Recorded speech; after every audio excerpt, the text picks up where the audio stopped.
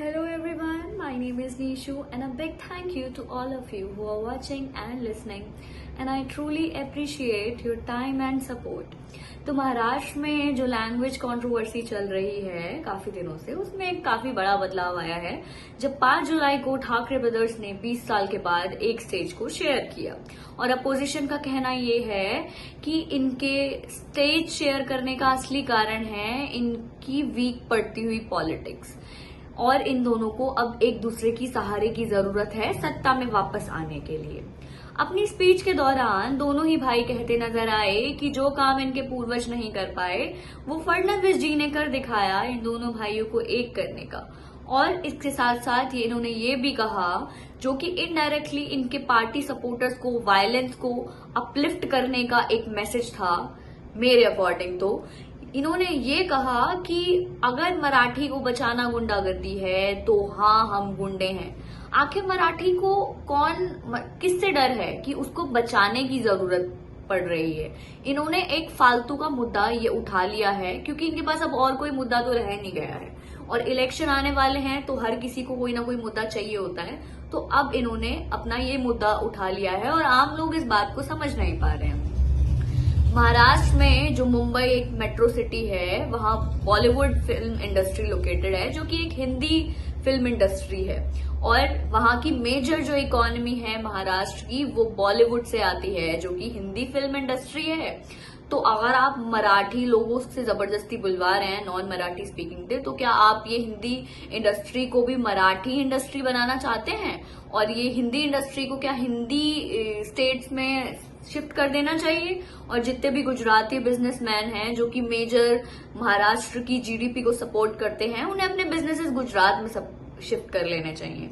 तो आप यहां तो आप नहीं बोलेंगे क्योंकि वही इंडस्ट्री है जो कि आपके स्टेट को पाल रही है।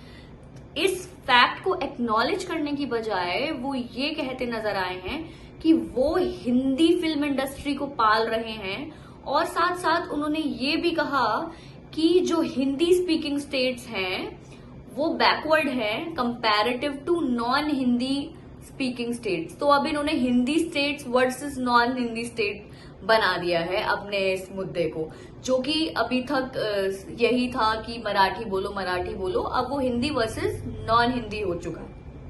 और ये जो इनकी कंट्रोवर्सी है और जो लैंग्वेज के नाम पर लगाई हुई आग है वो रुकने का नाम ही नहीं ले रही है।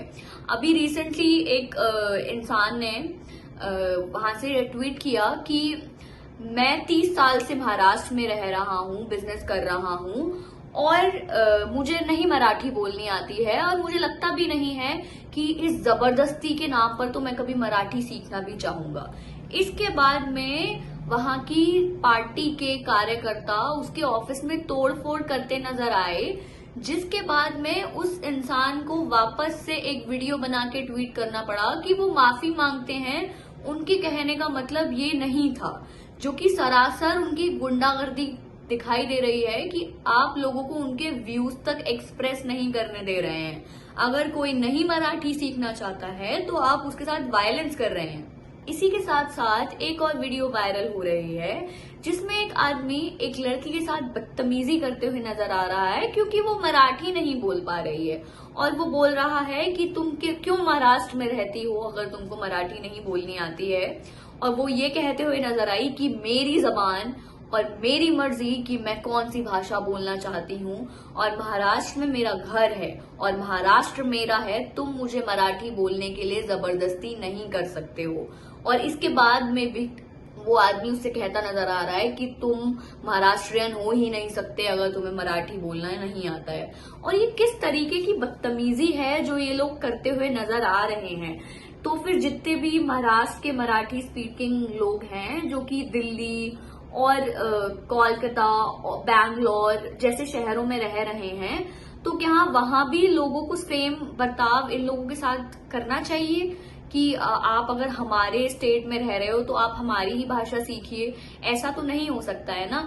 और जो इनकी लगाई हुई आग है वो सिर्फ महाराष्ट्र तक सीमित नहीं है, अब वो और भी स्टेट्स में जाने लग गई है। अभी एक वीडियो वायरल हुई उत्तर प्रदेश से, जहां एक मराठी स्पीकिंग एम्प्लॉय को कुछ लोग प्रताड़ित करते हुए नजर आए कि अब आप हमारे हिंदी भाषी स्टेट में हैं जहां भोजपुरी डायलेक्ट बोला जाता है, अब आप भोजपुरी बोलिए, हम तो नहीं हमको नहीं मराठी आती है और आपको यहाँ रहना है तो आपको भोजपुरी बोलनी पड़ेगी।